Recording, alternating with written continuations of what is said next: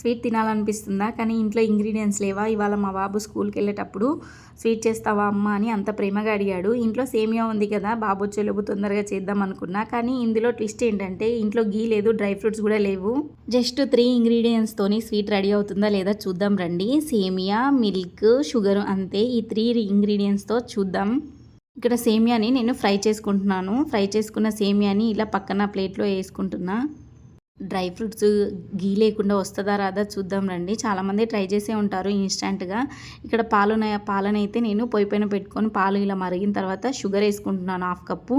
Sugar ఈ పాలు మంచిగా కరిగేలోపు, పాలు కూడా మనకి మరిగేలోపు నేను ఇక్కడ ఇంట్లో ఫ్రిడ్జ్ పైన మా ఇంట్లో ఇలా కోల్గేట్లు, ఆయిల్ డబ్బాలు, ఫోన్లు ఇవన్నీ పెడతారనమాట. వీటిని క్లీన్ చేస్తున్నాను. నాకు కెమెరా యాంగిల్స్ అనేది ఎలా పెట్టాలో తెలియట్లేదు, ట్రై చేస్తున్నా.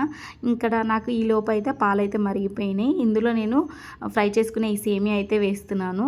స్టవ్ అయితే సిమ్లో పెట్టుకోవాలి, లేకపోతే మొత్తం స్టవ్ మళ్ళీ క్లీన్ చేయాల్సి వస్తుంది.